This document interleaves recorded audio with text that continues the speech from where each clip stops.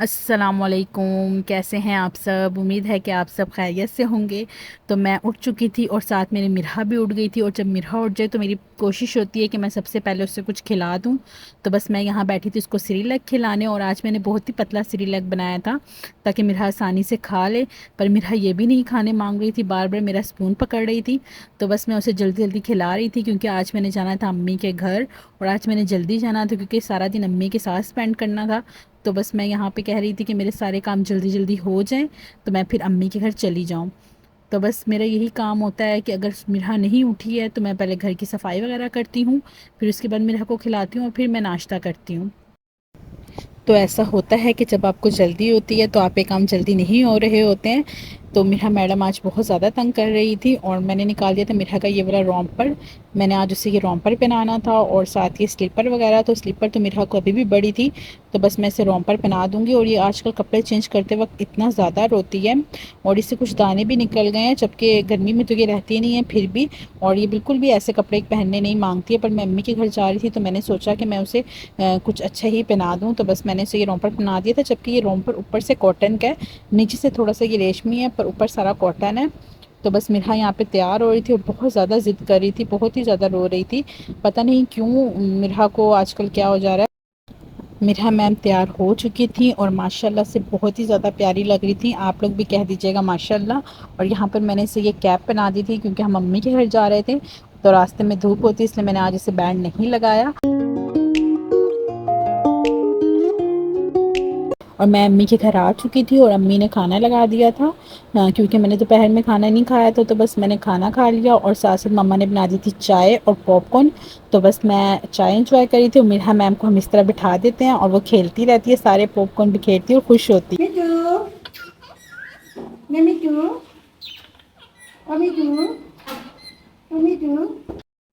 तो बस मिरहा नानों के साथ आ गई थी मिट्ठू के पास, और मिरहा खेल रही थी और माशाल्लाह से हमारा मिट्ठू बातें करता है और बिल्कुल भी नहीं काटता, इसलिए मम्मा ने इसको पिंजरे के ऊपर बिठा दिया था।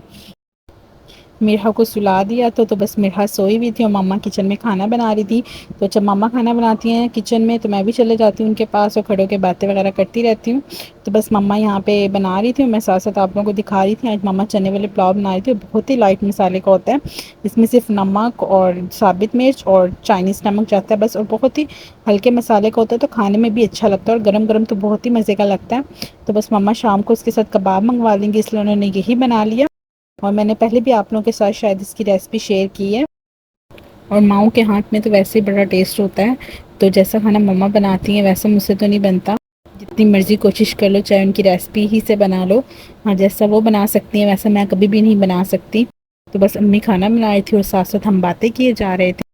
मेरी आदत है कि अम्मी जहाँ होती है मैं वहीं होती हूँ। शादी से पहले भी ऐसा होता था कि अम्मी खाना बनाती थी तो मैं उनके पास ही खड़ी रहती थी या बैठ के बातें करती रहती थी। तो बस अभी भी मेरी ये आदत है कि मैं जाती हूँ तो बस मैं उनके साथ साथ ही रहती हूँ, बेशक वो मुझे बोलें कि तुम चले जाओ। और मेरी मिरहा की भी ये आदत है कि वो मेरे साथ ही रहना पसंद करती है।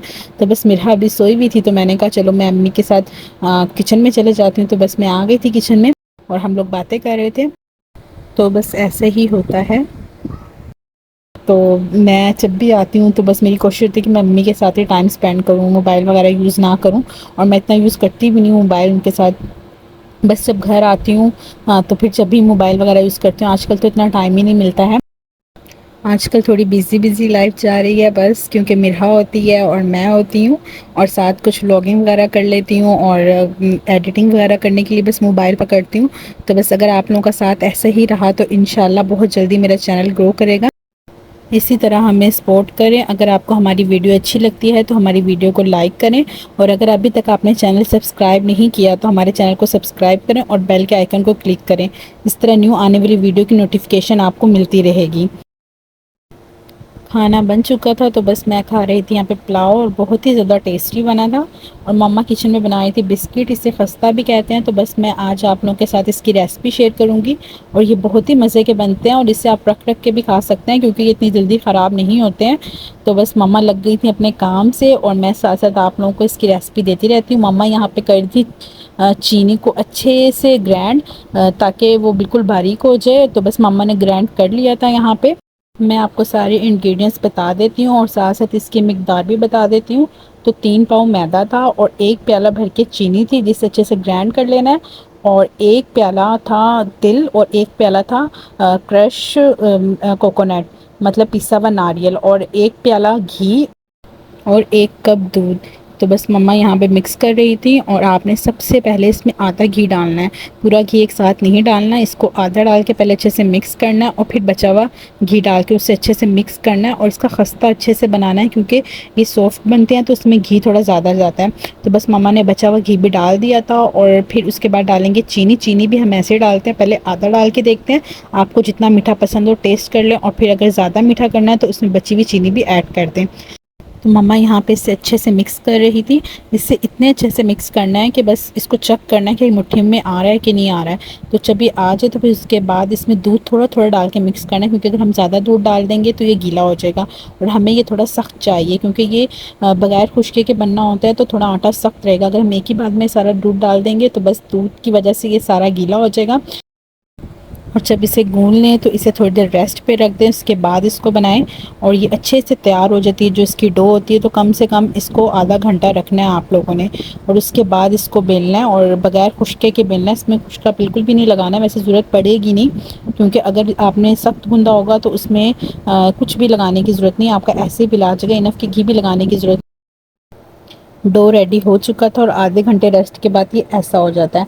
इसके बाद इसकी टिक्कियाँ बना लेनी है। तो बस मम्मा यहाँ पे देसी घी भी ऐड करी थी मेरे कहने पे, क्योंकि मुझे देसी घी का फ्लेवर बहुत ही अच्छा लगता है। और आपने इतने बड़े बड़े पेड़े बनाने हैं और इसे थोड़ा मोटा रखना है। तो बस मम्मा यहाँ पे बेल लेंगी इसको, और फिर हमने इसको ग्लास से शेप देना है ताकि ये बिल्कुल राउंड राउंड बने। इसके डिफरेंट शेप भी होते हैं, पर हम थोड़े राउंड राउंड खाना पसंद करते हैं। तो बस मम्मा एक बड़े साइज़ का ग्लास, जो कि थोड़ा बड़ा बने, क्योंकि छोटा इतना नहीं बनना चाहिए क्योंकि बहुत ज़्यादा खस्ता होता है, तो ये बड़ा ही सही लगता है। तो मम्मा ने यहाँ पे सारे काट लिए थे। अब इसे करेंगे फ्राई, और फ्राई आपने बिल्कुल मीडियम आंच पे करना है। तेल को अच्छे से गर्म कर लेना है और उसके बाद इसे फ्राई करना है। बहुत तेज़ नहीं रखना, क्योंकि इसने अंदर से भी पकना होता है। अगर आप तेज़ करेंगे तो ये सारा ऊपर से जल जाएगा और अंदर से कच्चा रह जाएगा। तो आप लोगों ने तेल को अच्छे से गर्म करके फिर इसे डालना है, और ये बहुत ही ज़्यादा जलाना नहीं है। जब सुनहरी सुनहरी से हो जाए और आपको लगे कि अंदर से पक गया, तो बस इसे निकाल लेना है। तो यहाँ पे ये ब्राउन होने लग गए थे लाइट लाइट से, तो बस मम्मा पलट रही थी। इसे बहुत ज़्यादा एक साइड से कुक नहीं करना, पलट पलट के इसे कुक करना है ताकि ये बिल्कुल भी ना जले, क्योंकि जले हुए का टेस्ट फिर अच्छा नहीं आता, और शुरू में तो वैसे भी नहीं जलते हैं, फ्रेश ही बनते हैं। तो एंड में भी आप लोगों ने एहतियात करना है कि बहुत ज़्यादा जला जला के नहीं बनाना। तो बस मम्मा ने यहाँ पे ये बना लिया था, और ये बहुत ही ज़्यादा यम्मी बना था। और इसे निकाल के आप लोगों ने फैलाना है। अगर एक ही पे सारा डाल देंगे तो ये चूर हो जाएगा। इसे थोड़ा सा फैला के रखना है ताकि ये थोड़े से जो सॉफ्ट है वो कम हो जाए और टूटे ना। तो बस मम्मा यहाँ पे निकाल रही थी, और मैं इसे सेपरेट सेपरेट करके रख रही थी। और गरम गरम एक दूसरे के ऊपर रखने से ये घी भी पी जाते हैं, और फिर वो उस तरह अच्छे नहीं लगते हैं। इसी तरह आप लोगों ने सारे फ्राई कर लेने हैं, और जो आटा साइडों से बचेगा काटने के बाद उसे दोबारा से गूंद के यूज़ कर लेना है।